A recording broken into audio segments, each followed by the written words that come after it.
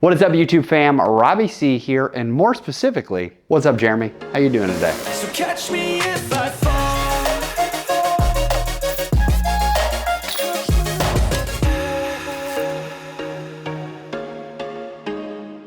Today, we are back with the third installment of the 2 Weeks to Maple Hill series. For those of you who are just catching this or happen to miss the first two videos, at the end of this week, I'm gonna find myself up in the Boston, Massachusetts area for the Northeast Disc Golf Expo. More like Foxborough, I think, is actually the name of the place that we're going, and I know that Maple Hill is in Leicester, but you guys get it. We're up in that area. Now, I have been in the middle of some form change myself, and I thought if I really dive into it and almost try to treat it like professional mindset with the assistance of my coach, Mike Strauss, can I see significant form change over the next 2 weeks? Or I guess over the last week and the remainder of this week. So we started with the idea that I needed to quiet my left side, and that my left side was doing all this like crazy stuff, and I was like, oh man, look at all the power I'm generating. I'd be booping this distance all over the place. When in reality, it was just my left arm doing things, and I wasn't actually gathering my left side, creating any tension inside of the muscles, which meant that I wasn't getting extra benefit to power that I was looking for. After discussing that and thinking about quieting my left side, we went to the course to test things out, and we discovered there was a major hiccup that is this pull through coming from the days of ultimate and all of that kind of motion, where I was coming high to low and I wasn't ever able to hit that 10 o'clock outward release motion because of my pull through. So I was getting my right arm too engaged in the process. So we had quite a few questions to ask, and Mike talked about this idea of the hula hoop and trying to keep everything on the same level. So after our call, we started by heading to the course and trying to spend a little bit of time doing some shadow swings first of doing the winch system that Mike talked about. Now, what is the winch system? The idea is that we take the disc, and by putting it back here and setting it here during the backswing, we cause the offside to engage, and this causes the slow turn of a winch, and you notice that this naturally folds in as I bring this left side out, or as I bring the offside around, this is going to curl in, and then I'm going to have curled the winch to a point where all that's left is for this disc to fire out, to hit that 10 o'clock release motion. So after our last call, and that you saw in that video, I spent an entire day just doing shadow swing after shadow swing after shadow swing, trying to go from the slow here, gather the winch, throw out. Slow here, gather the winch, throw out. And I kept doing that motion over and over and over again till I felt like I could actually add some speed to the throw and to the motion, because once again, that's the point of shadow swings, is getting this down to a science to where we're not thinking about things, we're just feeling them out. So I went to the course and, well, gonna take the advice and start at 30% sort of power. We set, we winch, we throw flat.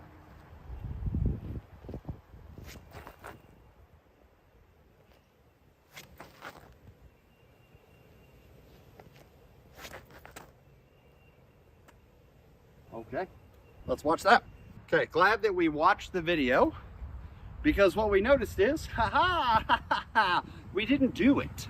So we're high, we're here, we winch, we throw. We winch, we throw. We winch. Okay. Winch.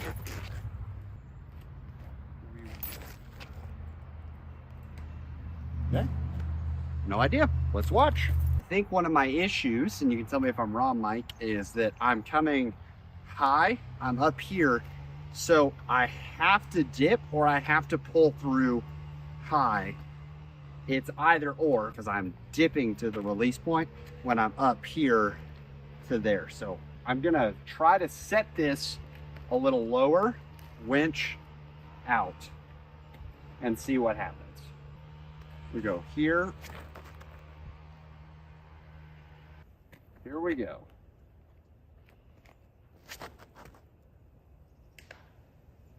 That felt like one of the best throws that I've had in a minute. Curious to see it. Yeah, it didn't go according to plan. So I actually called Mike and did a little quick FaceTime session where I ended up unloading my entire bag onto the course, but he was looking at things. And something we talked about is that when it comes to this reach back or the backswing motion and then pulling it through, there are a couple of options that we have for our throw. We're always going to be pulling through at a sort of flat level. That pull through can have a little bit of a raise to it, right? But we don't want to be pulling through at an angle or coming through at an angle. We want to make sure that we're coming in a flat level plane. But how we achieve that can happen at different levels. That pull through can happen low, that pull through can happen high, and that pull through can happen at a nice casual level. For most people, this normal across the baseline of the chest level is what we should be looking for, especially pulling that winch across to cause that outward hit at the same level. However, if you want to be someone who reaches back high, like per se a Calvin Heimberg, who then pulls through high and then releases high, that's okay, because that is all on the same level. The hula hoop still stays. The hula hoop stays in the middle. But for some people, that's going to require a little bit of finesse or a little bit of difference, because there's still going to be a need to want to sort of pull through and aim higher. So for that, we talk about the low set or the low to high pull. If we're going high to low on the pull, that is what's going to create the dip that we saw in a previous episode of this series. And it's going to cause that nose up automatic bounce, because your body's going to tell you, hey, this is a really beautiful disc. Let's not yeet that thing into the ground. So let me auto help you out, which is where you've heard Mike talk about a lot of with me trying to save the shot. So I can't actually get to this 10 o'clock hit point, and I can't actually get the disc to snap around because I'm coming down. So when I come down on the shot, I'm automatically wristing it and throwing my hand up, which means that I can't get the full power on the shot. And sometimes I've even found myself trying to like stay in the grip and know that I'll hear people talk about, you got to get that hit point. So I want to have that hit all the way through while saving the shot.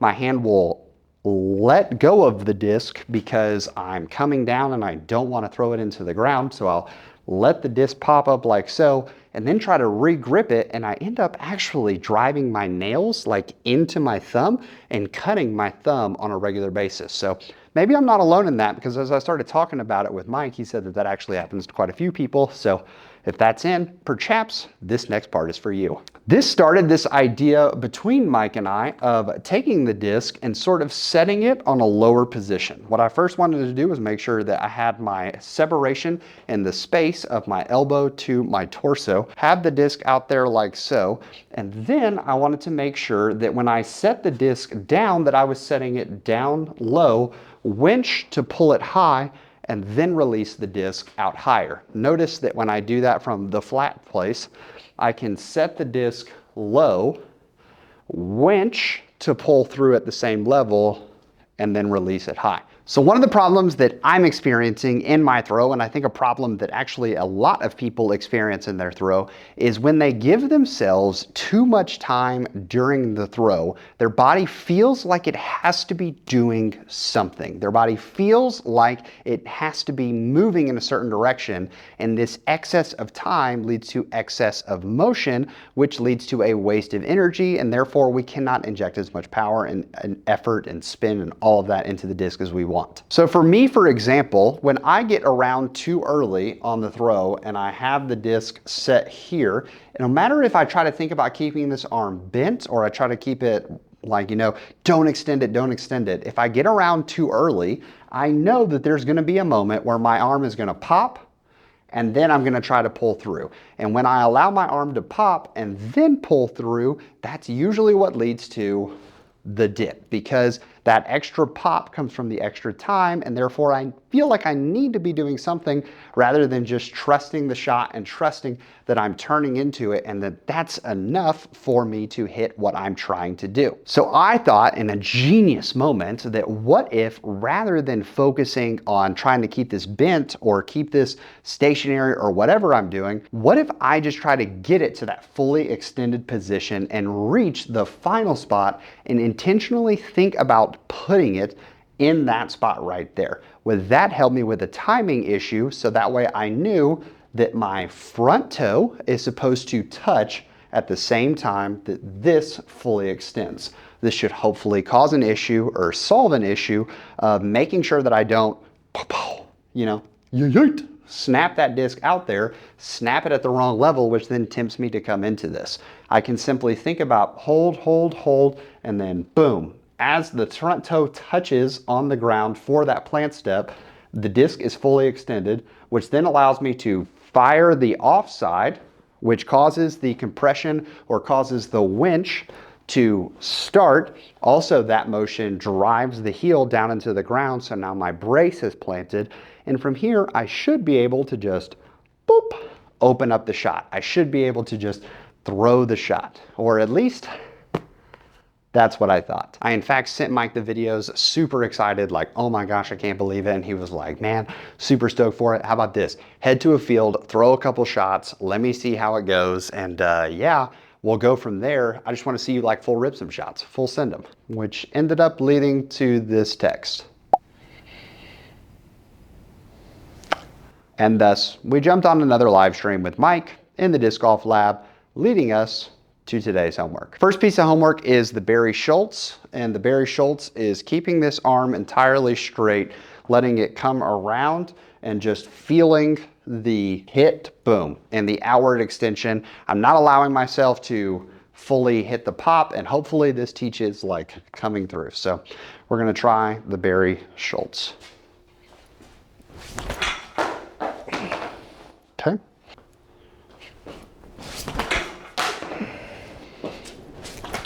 I think I'm still allowing myself to turn backwards.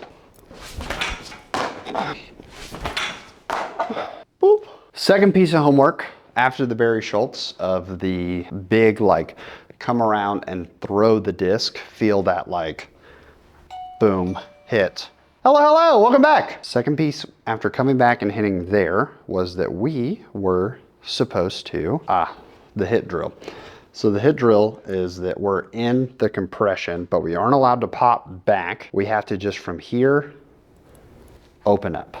Just have from here, open up. So, okay. So from here, open up. Do from here, open up. That cheated. I know that cheated, Mike. Here. If everything's in position, it actually makes it way easier. If the head's in position, it makes it way easier. So our third piece of homework that we were to work on was slow-mo. There's something weird happening with my release angle that we saw where I'm trying to hit, and when I'm getting to that hit point, I'm like, everything gathers, it's here, it's clear, and then somewhere between the lag and this point, my wrist is coming out into this like slap or this release the disc, don't hold on to the shot. And ideally, it should be coming in here and I should be having the disc snap out and release. So we're trying to fix that. So we're gonna get slow-mo footage because honestly right here, it's all becoming a blur and the like normal speed footage. So normally when I work with Mike and when I work with any of my students, I try to make sure that we get normal footage, not slow-mo, just because that gives me a lot of timing and cadence for like, are you rushing the shot, stuff like that. But sometimes slow-mo footage is helpful. So let's go ahead and turn the slow-mo on. Here we go.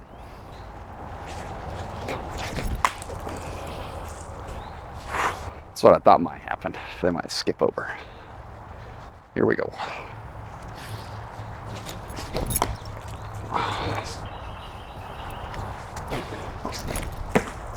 Let's see. Boop. Boop.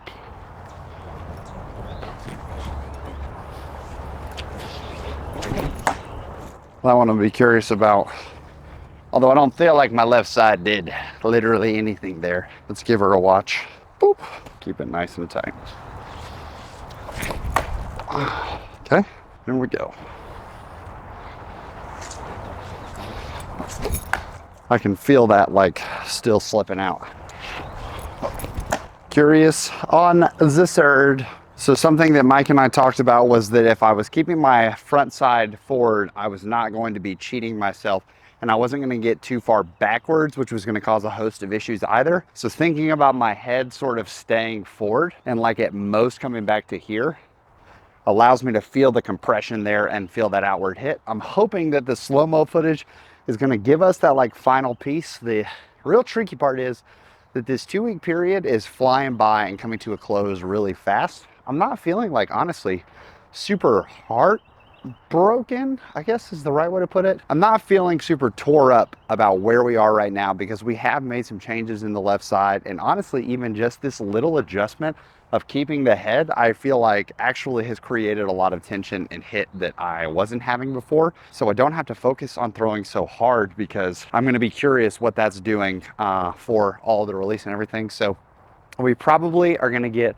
one more session in with Mike between now and Thursday's video. And on Thursday, well, yeah, I fly out to Boston. So Friday we'll be playing Maple Hill. Crazy to think that we're this far through the journey already, and I've talked to Mike, and we're not gonna maybe stay at the pace that we are right now, but we're definitely gonna try to kind of keep at it while the iron's hot to see if, hey, we maybe not have been able to fully fix everything in the 2-week period, but let's keep pushing, because once again, the entire reason that I took 2023 off was to try and improve my game when it comes to competitive tournaments. That's what I was taking time off for. So we might as well lean into it, but I know that in all the effort that I've done here, we actually had an event in Birmingham this past weekend, so I wasn't able to work with Mike as much the last few days, which was the Birdie Fam Takes Over Birmingham. I invite my Patreon community, the Birdie Fam, to come gather inside the city of Birmingham, and we do fun events like doubles and a little singles tournament and stuff like that the entire weekend. Tons of CTP prizes and awesome stuff given away. And so I'm honestly just so grateful for that community kind of pouring into me this weekend, and I'm grateful for each of you in the comments down below talking about, hey Robbie, we don't love you for because you throw 485 feet. We don't love you because you're the best player in the world. We love you for keeping it real and bringing us into the fold and trying to maintain that positive force. So I am grateful for the Birdie Fam kind of pouring into me. I am like beaming with excitement from this past weekend, and just so grateful for each of them traveling from across the country to come hang out for the weekend. And I'm grateful for you in the comments, like I said. So I want to say I hope you have an amazing rest of the week. I can't wait for Mike and I to kind of dive into these last few days, get 1 or 2 huge more sessions in, and also have the opportunity to kind of maybe grind out this hit point and find out why I'm losing the shot. So if we can fix that, then maybe when we get to Maple Hill, I'm gonna shock Jesse, Mikey, and Josh and Dakota and be like, yo, hole 1 pond, easy. In the meantime, I hope you have an amazing rest of the week. Make it fantastic for someone else too. We'll see you Thursday for the final installment of 2 Weeks to Maple Hill. But for now, I'm gonna leave you with the birdie.